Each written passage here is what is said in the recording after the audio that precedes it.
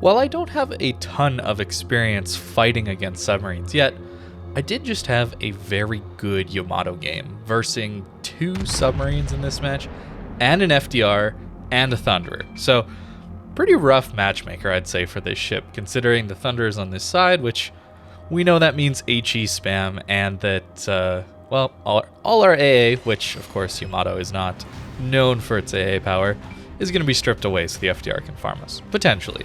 But we're playing this in a very specific way. We're trying to at least stick with our Goliath in this one. He's our primary source of AA at this point. Fortunately, I do get very lucky in this one that the FDR spawned on the other side. Slow planes on the FDR generally makes FDR players only focus the side they spawned on. So I get very lucky in that sense. But eventually he will find that there's a Yamato over on this side with very little AA support. You can see our Des Moines and Worcester are on the other side, supporting the other flank. So how am I playing this? I'm playing it passively. As you can see, we've barely moved out of spawn yet. I think in these kind of scenarios, as a Battleship player, you should be looking for long-range support. That's it. I think you are entirely dedicated to long-range fire, trying to take targets of opportunity out, right? So a broadside cruiser, very good. You know, if my team decides to focus the Thunderer, I'll focus them with them just because of that 32mm overmatch. My goal is to try and stay as close to this Goliath, kind of, as possible, while still helping, right? He is my lifeline of AA. We're also trying to be close enough that we can help if there's a submarine fight or a DD fight without being so close that we're just going to get harassed and pinged, right? We know that the German submarine has 14-kilometer range and the American one has 12 kilometers range, at least at tier 10. So we're just trying to stay outside that range. If we think a submarine's around, we just need to be outside their range. Simple as that. At least against submarines you can do that, right? They're not as bad as an aircraft carrier, in my opinion, just because of that very reason. The aircraft carrier can just chase you to the edge of the map, whereas the submarine at least has to get through your team before they chase you to the edge of your map. So supporting our team is really, really crucial in this one. Otherwise, we're just going to be a sitting duck, free kill for the submarine. If you don't believe me, submarines... Watch one of my more recent videos, I think that was on Friday, about playing subs and nuking everything from DDs to battleships to cruisers. Doesn't really matter. Submarines are very good at killing anything left alone, especially if they end up using their damage control. Very, very, very good at killing them. Unfortunately, we don't quite get that Thunderer killed, but you can see just how passive I'm playing this. I'm stern in, reversing, ready to run away at the slightest hint of danger, right? I'm keeping an eye on the torpedo planes coming in the middle of the map. Keeping an eye on your minimap is crucial in these kind of scenarios. So I'm starting to accelerate, you notice, and if I see those torpedo planes come for me, which they're not, luckily, I would have turned away and gone directly towards my Goliath. That's the play here.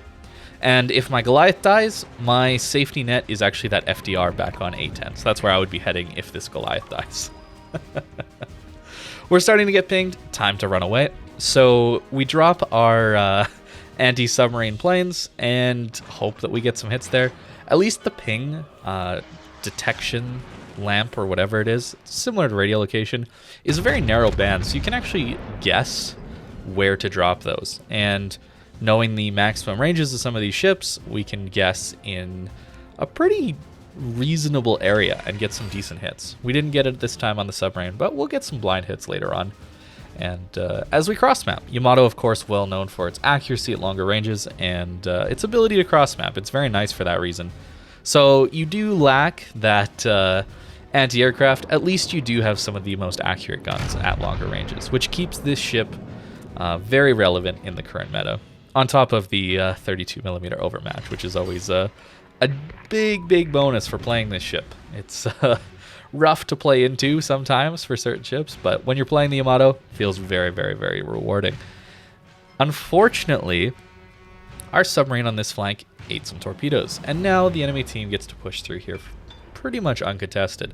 Our destroyer cannot go to contest that submarine because, well, the submarine just stays slightly below the surface at periscope depth or whatever it's called, and it has a 2-kilometer detection and gets to spot the DD the entire way to him.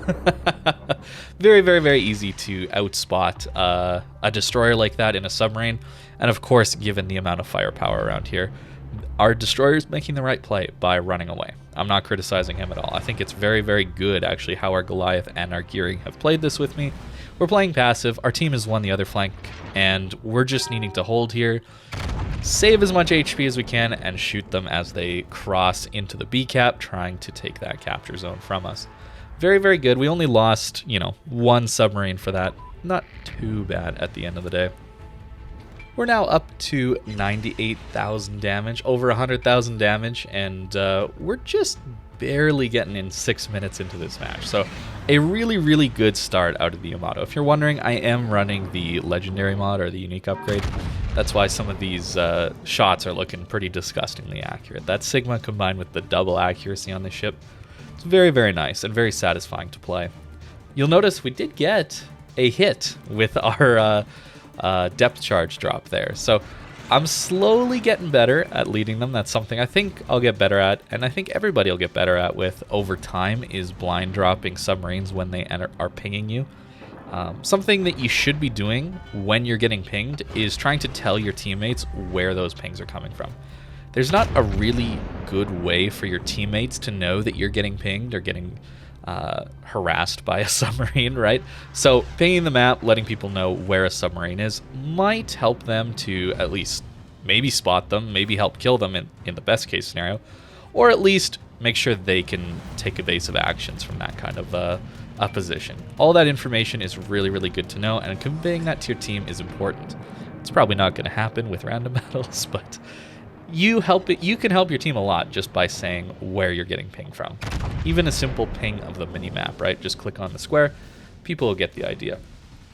We're finally getting looked at a little bit by the FDR, but we're so far away. Look at how far away we are. The FDR is on the J line. We're nearly at the A line. That is such a long flight time that we're unlikely to be his primary target, which is really, really good, and that's the goal, right? When there's an FDR, you want to be on the opposite side of the map of him. And that's harder to do against other CVs, but other CVs have a tougher time striking through multiple ships, and that's where you just kind of clump up and hopefully have a little safety bubble with your teammates.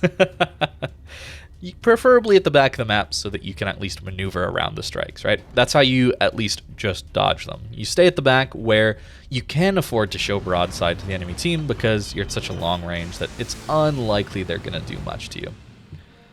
This Yoshino has gone broadside to us a couple times. We did smash him earlier on in this game, but this time, hopefully, we're going to get him. Be a really nice kill to pick up for our teammates, giving us a lot more freedom. And there it is, the first 2 shells. That guy was destined to die in that one. Didn't even need 9 to connect, just 2. He gets a closing fire, but that's not a big deal at all. We can heal through that. You might notice that my build is a little bit odd, and that's because this build also runs on my Shikishima. I actually have a bit of secondary upgrades. I don't recommend that on Yamato, but if you're wanting to mess around with Shikishima, I think that can be a decent time. I don't recommend going full secondary. Make sure you take the accuracy upgrade. That's really required on that ship. We're dropping both of our depth charges in the general area we think the submarine is. And we get another hit. Not bad. Every little bit counts, and importantly, we're just running away. We're pinging the map where we think the guy is, and we're running away, trying to let our Gearing, Goliath know, maybe even our carrier know. If we keep him spotted or can get him lit by our carrier or DD, anyway, we're going to be reducing that battery at a very substantial rate. That is one of the best ways to actually kill a submarine, is to have them just run out of battery. That's why taking the battery upgrades is probably the best way to go if you're actually playing the submarine. But the best anti-submarine warfare actually, I think, is battleships. I think a lot of people I know have also been saying that the battleships seem to have the most range and the best damage out of these airstrikes in these anti-submarine warfare. The destroyers can one-shot, but of course it's nearly impossible until late game to actually get on top of a submarine without dying in a DD. So it kind of leaves it to battleships. Well, I kind of like this idea where battleships can't really spot the submarines, but they're really good at doing damage, and DDs, cruisers, aircraft carriers can spot a little easier, but they have less damage. I think that kind of team play is an interesting thing. I just don't think it's been well executed. I like the idea of team play, I just don't like this execution of it. So you can see at this point, this submarine has pushed to the point where he doesn't actually have support. So free reign for the Goliath and the gearing to just go charge after him, right? And I'll just drop the planes over him. It's very similar to leading airstrikes out of the Dutch cruisers, but that's just an even bigger zone. Interestingly, I think it's a very intentional decision by Wargaming to make the strikes very narrow and long. That's so that you can do those blind drops. It's an interesting thing. It means that they are considering that that is a gameplay method, a way of countering submarines, is those blind drops based on pings. I just don't think that's a very interesting way to play the game, to be getting ping, ping, ping, ping, ping. Only way to dodge them is use your damage con. The torps reload faster than that damage con, and you're just left to kind of guess where to drop your planes. I think the implementation of subs could use a ton of work, but this is kind of how you have to deal with it as a Battleship player. Run to the back of the map. It's unfortunate. So this is the kind of hybrid build that I've been running with on actually a lot of my battleships, but since we actually have a free redistribution now, that game that you saw was done without me considering this free change to your commander skills, which is such a nice thing this patch. I would probably run something a little bit like this. Maybe grease the gears, but honestly this anti-torpedo protection from Vigilance is pretty nice, or torpedo protection from Vigilance is pretty nice to have. You could also run a defense and anti-submarine warfare expert. Could be interesting, given that subs are going to just get more popular as more people end up playing them, finishing those missions out and that kind of thing. But for me personally, it's either Vigilance or Grease the Gears. Grease the Gears you might find a little bit more valuable for a reason that we'll talk about in a second. But then I'd probably go Adrenaline Rush, Concealment, Fire Prevention, maybe Emergency Repair Expert. I find that given you're trying to stay at the back of the map and snipe, you don't really need the extra healing that much, but you can take it if you want to. And then probably just basic survivability. Pretty boring standard build, but this is just going to be best in most scenarios. The one I did have was something along this line, trying to get those secondaries in play with the Shikishima, which actually has some pretty decent secondaries if they had a little bit better accuracy and their firing angles were a little better. So that's kind of the recommended build, but let's talk about the, this. This is what I recommend, to be very clear. The reason you don't really want the Vigilance skill on the Yamato is because of this. Your torpedo belt is this big. It's tiny. It doesn't even cover your front and back turret. So the Yamato at some point in like 2018 got its model updated, which caused the torpedo protection to go from about this big to be cut off here. So you lost maybe a third of your torpedo protection. So even though Yamato technically has one of the best torpedo protection in the game, 55%, it only hits here. And since you're a Yamato, you're trying not to expose your cheek, so you're often angled, so then you get this little sliver here of torpedo protection. But primarily torps hit you here. So it doesn't help all that much. It's an unfortunate consequence of Wargaming changing the ship model and not really considering the gameplay impact of that. So that's where this, I think, is going to work just a little bit better. So that is the Yamato against submarines and an FDR who I got very lucky to ignore me. So thanks for watching, guys, and I hope you have a great day.